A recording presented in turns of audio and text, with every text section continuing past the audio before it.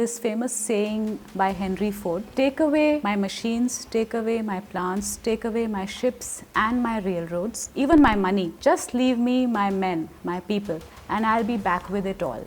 What is one leadership skill that AI will never replace? Empathy.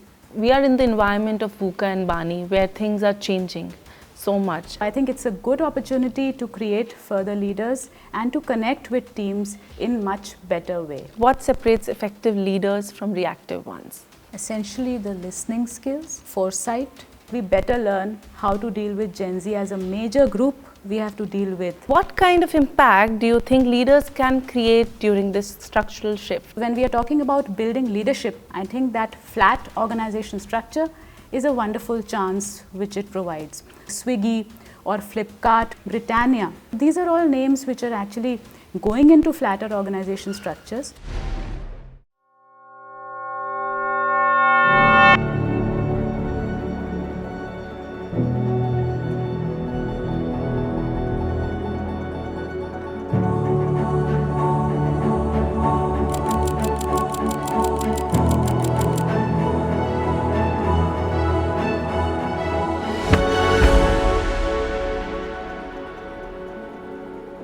If we strip away the noise, the challenge is this: leadership is being reshaped faster than leaders are being prepared for it. AI is accelerating decisions, organizations are flattening, teams are leaner, more distributed and constantly visible. In this environment, efficiency scales easily, clarity does not. Joining me today is Dr. Deepti Dabas, Dean School of Leadership and Management, who brings deep insights into human-centric leadership, organizational culture, and navigating change in the age of AI. To begin with, AI is truly transforming the workplace from planning to execution. What does this shift demand from leaders who are responsible not just for outcomes, but also for building trust and culture?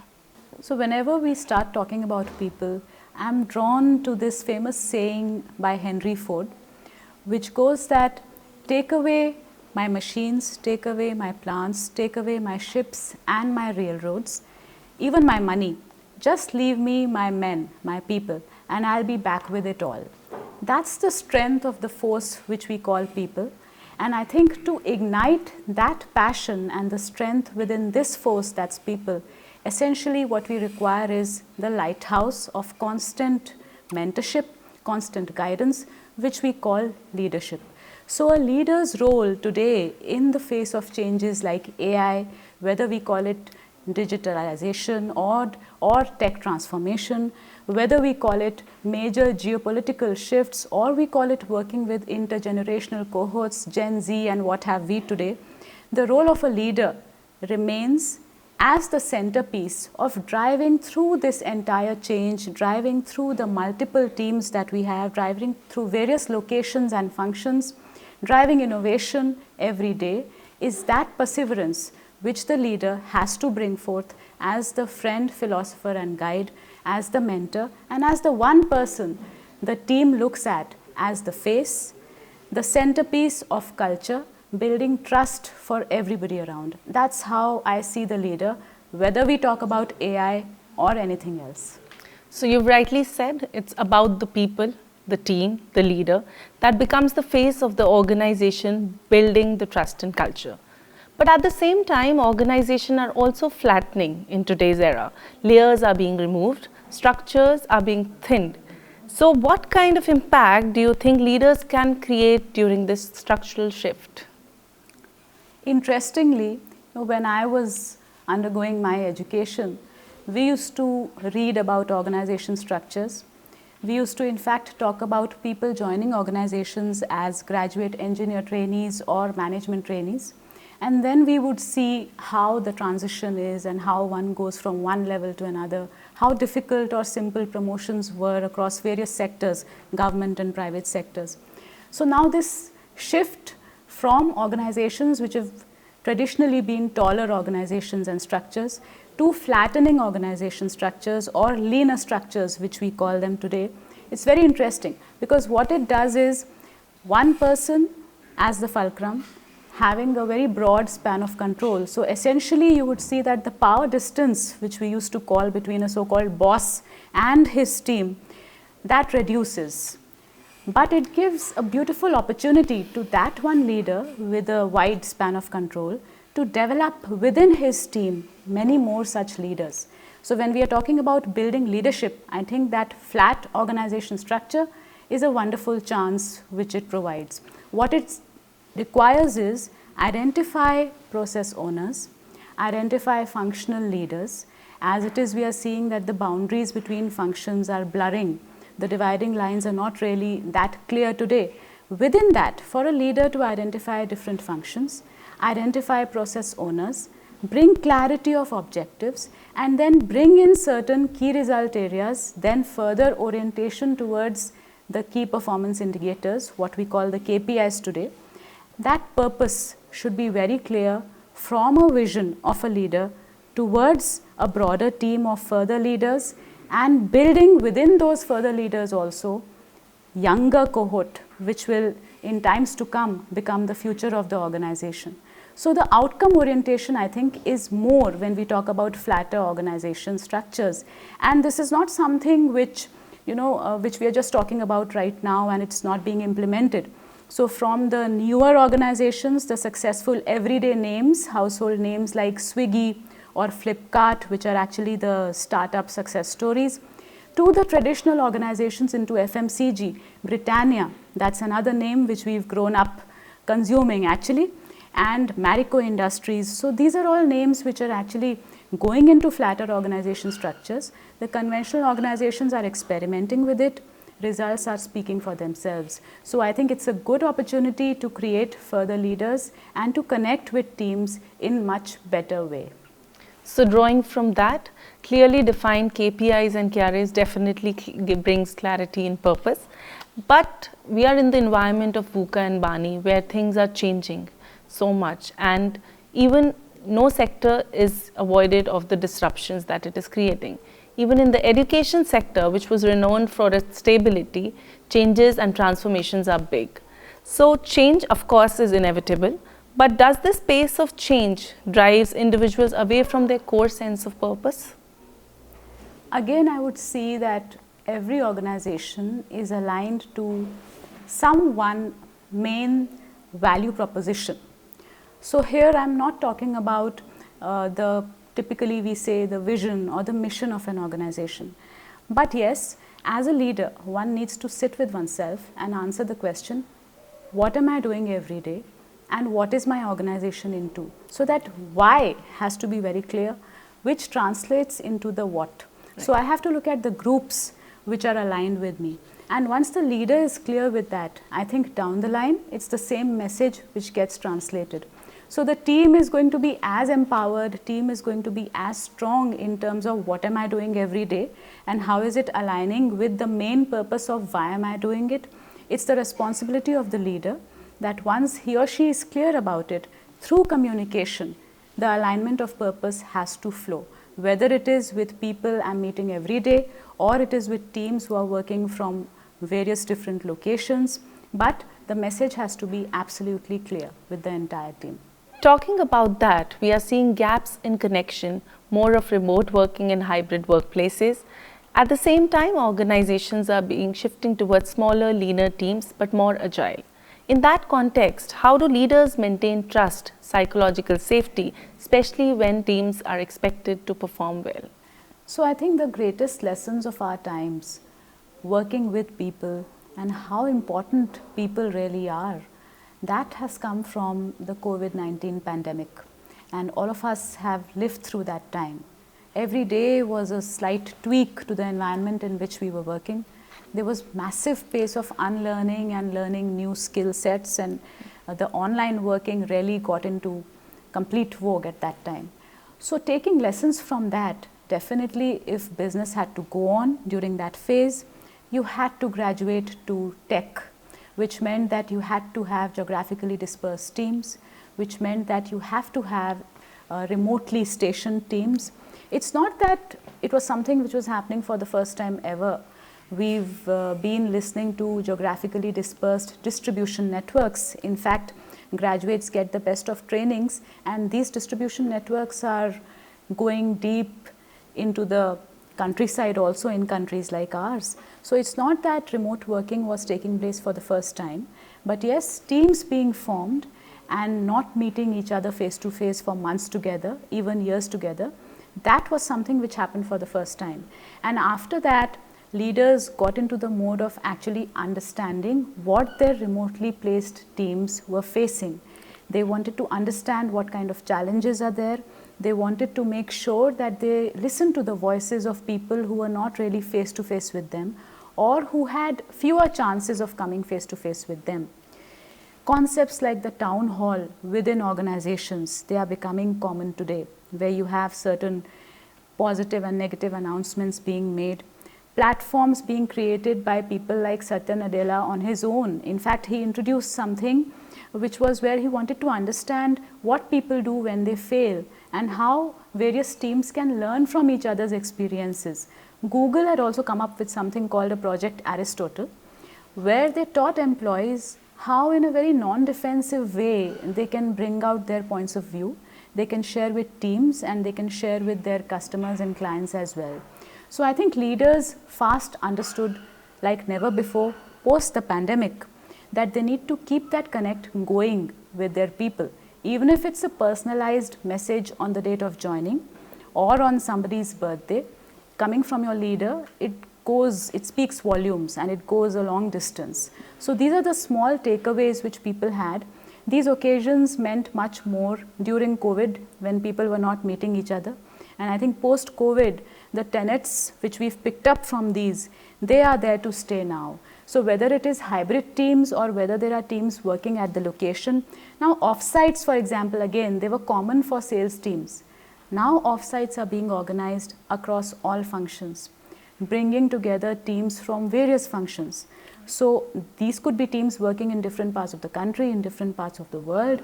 Sales teams performing well anywhere in the world, you bring them to a location as a reward. So I think for the psychological safety of a group of people aligned with the same organization, same purpose, just one group working somewhere and the other elsewhere, leaders have taken the lesson and worked out means and ways of working around this problem of the disconnect. It's being addressed progressively. So basically the way people connect is altogether changing in today's era. In this environment, what does leadership need to do differently to meet the generation's expectation, Gen Z, which is the talk of the town? How do you meet the expectations of that generation? I believe, obviously I am not a leader who belongs to Gen Z.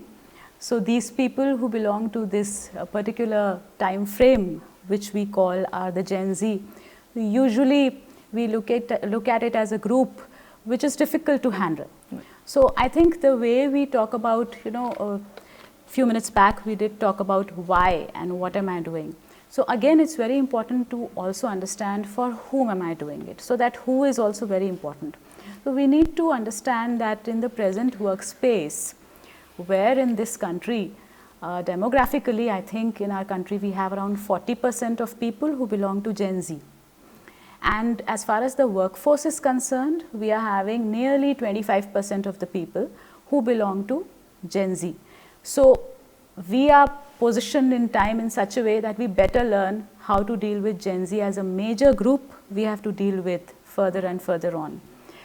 The expectations of this group are slightly different because a lot of them they are tech natives, they have digital at the back of their hands, and they feel that they are independent from the word go.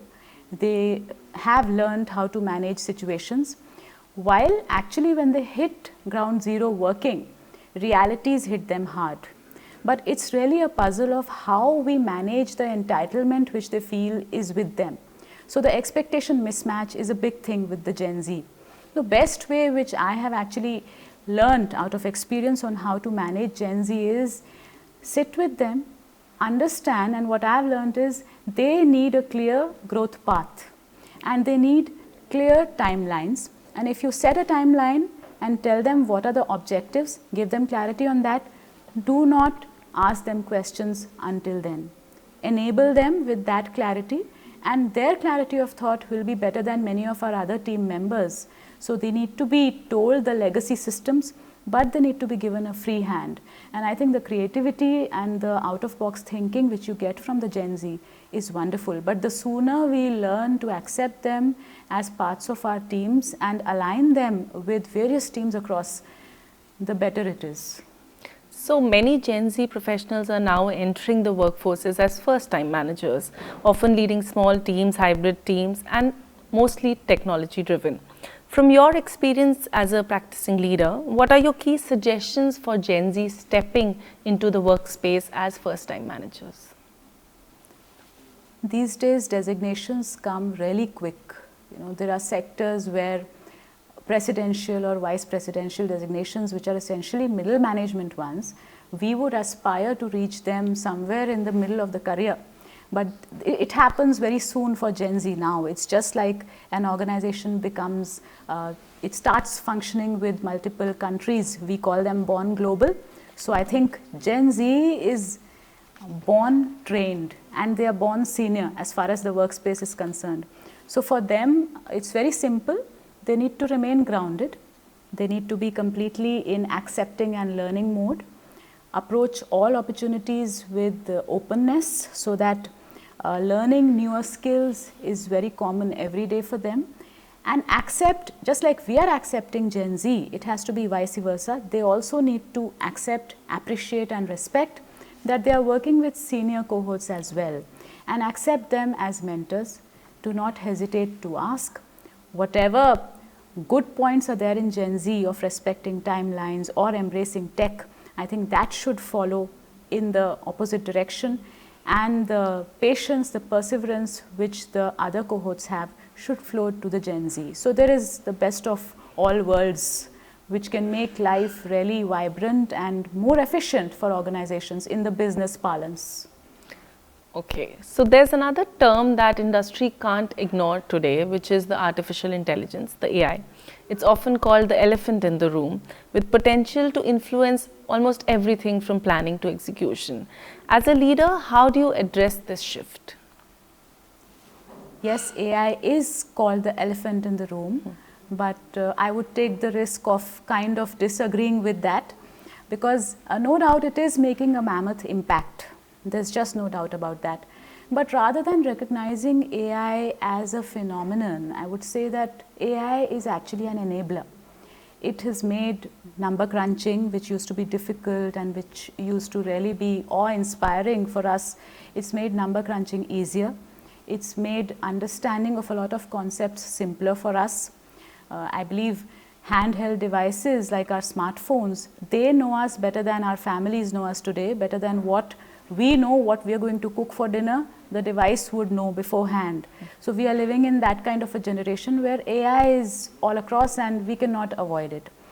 However, I would feel that the innate purpose of a leader being there, when we are talking about AI, we should also bring into the conversation EI, and we should also bring into conversation SI, because if you talk about emotional intelligence, we are graduating one level and going to spiritual intelligence today, where people need to renew themselves. If I'm alone, if I'm feeling that I've hit failure or I'm facing burnout, then where do I go? There has to be a person there, there has to be a face there, there has to be a trustworthiness there, which will not be there in a software or a machine. It will be there with an individual. And those qualities intrinsically which are there only with a human being, they will never be taken away from a human being.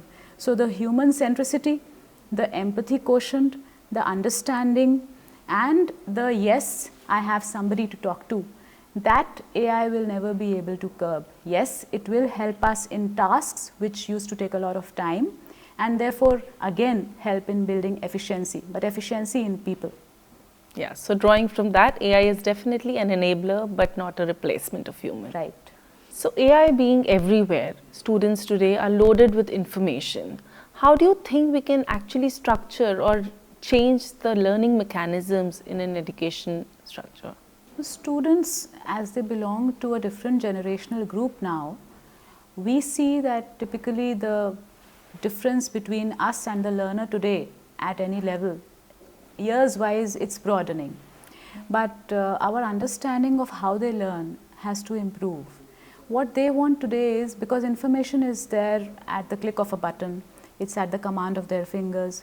So they would conceptually not approach the classroom to learn something which is just a definition, rote learning, what's happening. So here in education, usually we follow this systemized way, which we call as the Bloom's taxonomy.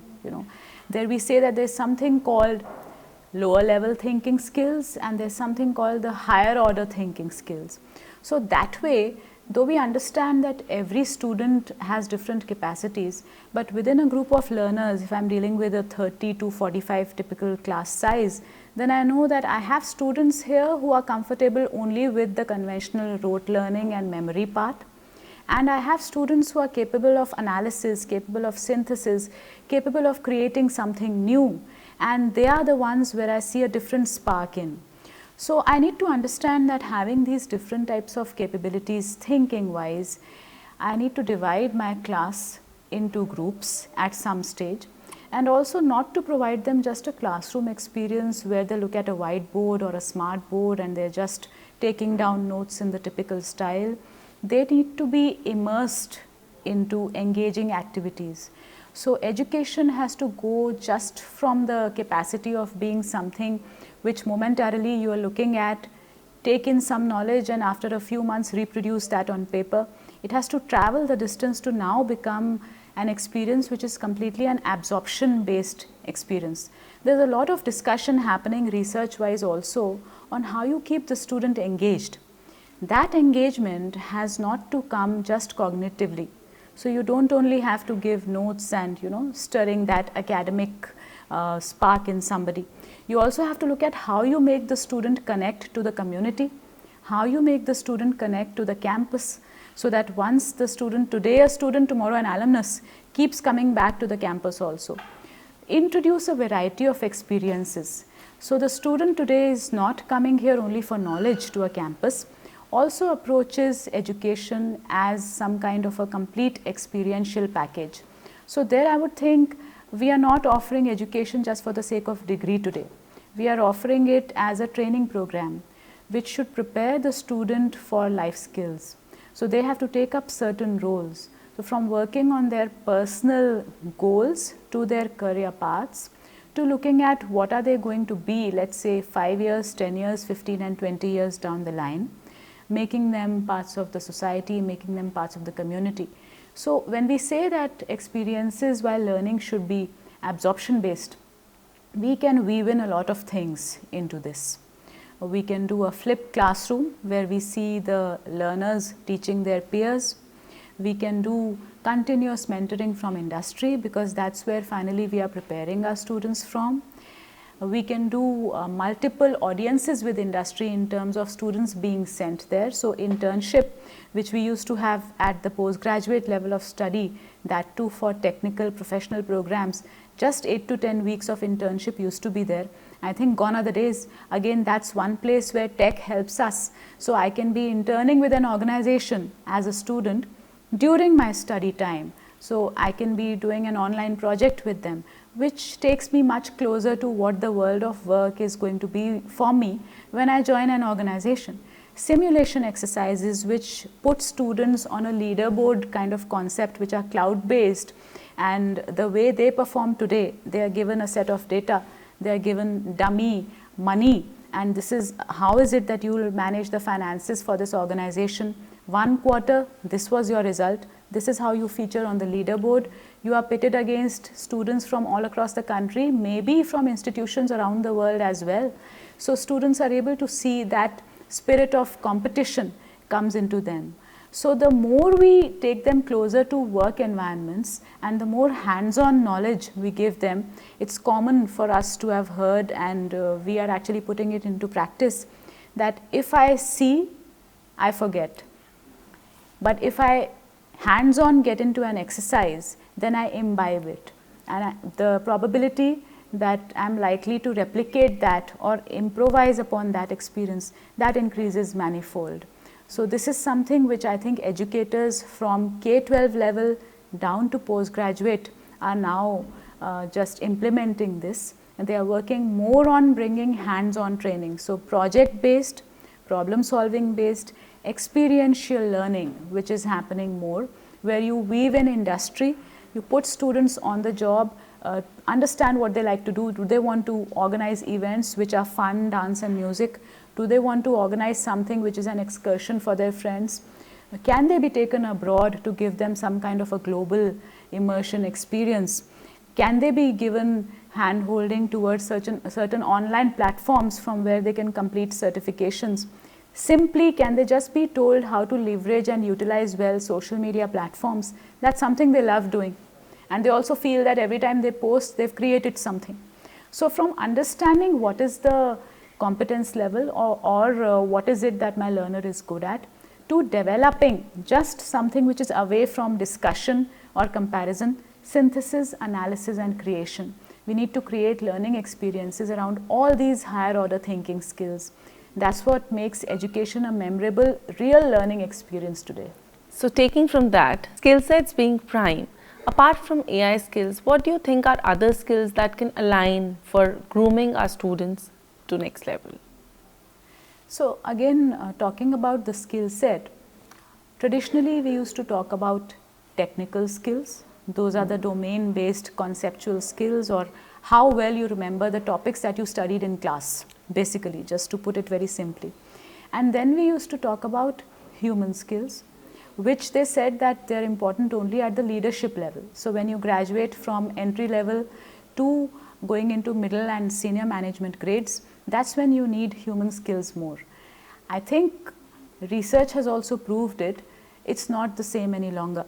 So while it is taken as the threshold level that the domain or the concepts, technically how strong are you fundamentally, and if one is looking at being a leader for the future, you better know your basics well, because that's the base, the foundation on which you're going to lead a team. You have to be right on the fundamentals. Apart from that, what we call the soft skills, I think I would rather call it social skills.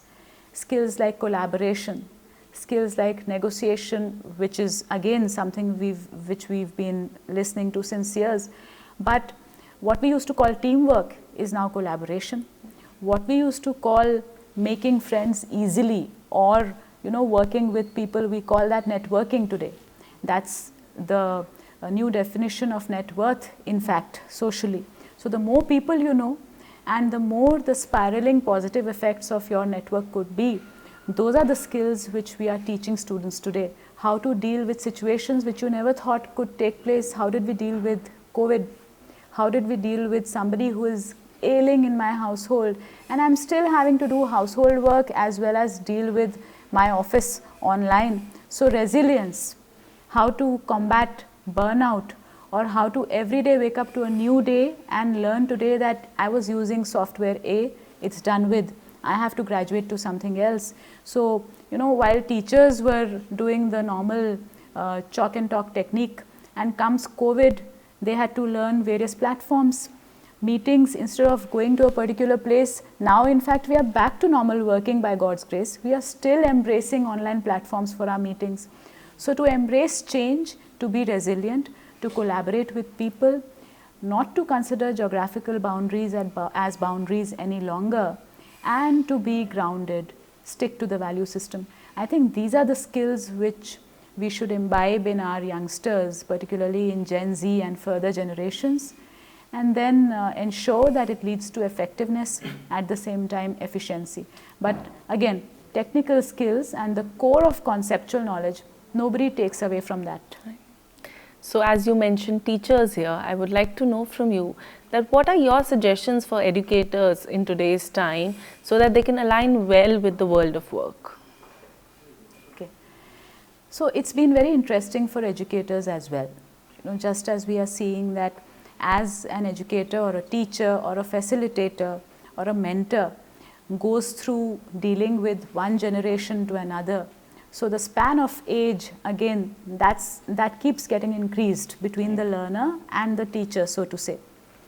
So I think with that, with experience, the facilitator or the teacher also accepts and learns that I need to change myself as well.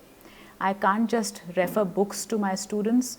I can't just say go to the library and take XYZ text and this is what you have. So typically the evaluation systems and the assessment systems, they're also changing.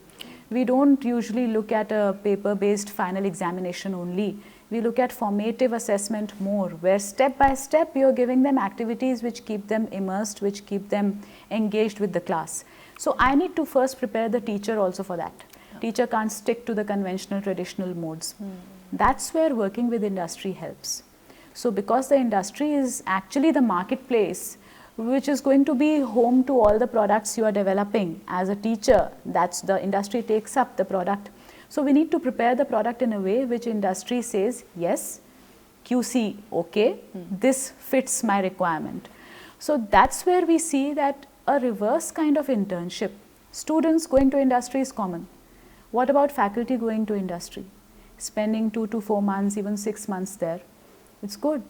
And I think if it's difficult for a teacher to sit on the other side today, attending a program, sitting in a classroom, it's difficult.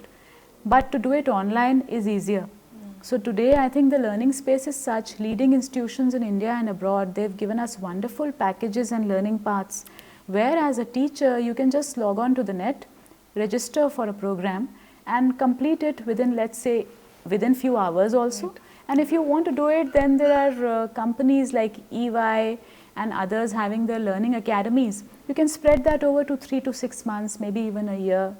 Most of our IIMs today, the IITs, they're offering such remote learning programs, and they're really handy for educators, for teachers also. And like in any other industry, I think in education also the experience is that our teachers and facilitators come from different age groups.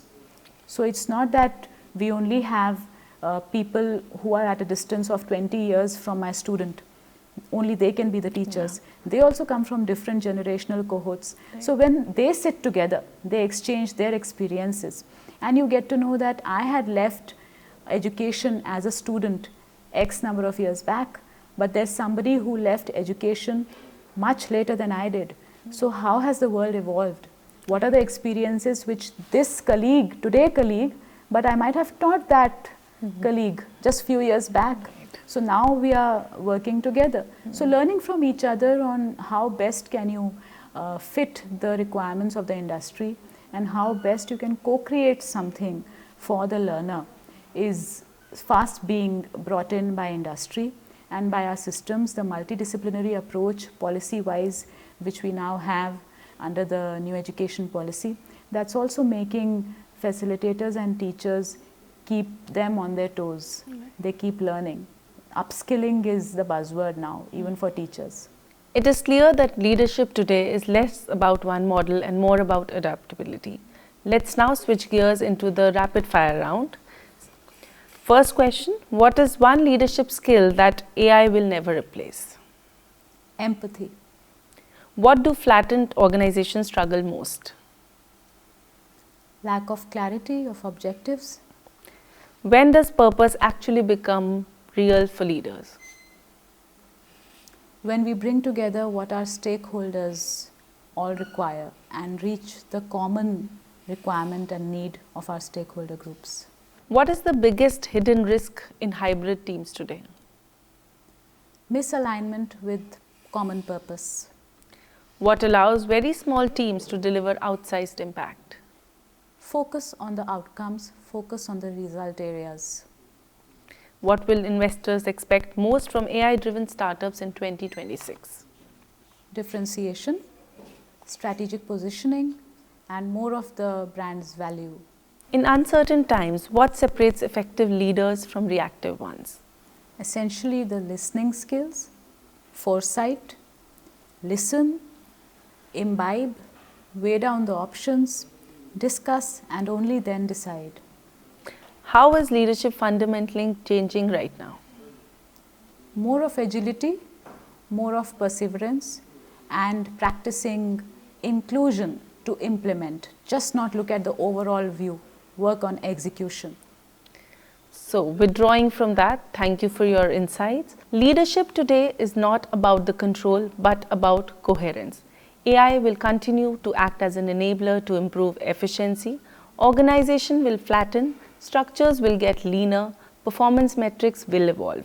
But the only thing that is going to be constant is the role of a leader to be a beacon of perseverance, to lead with empathy, and to offer vision at uncertain times.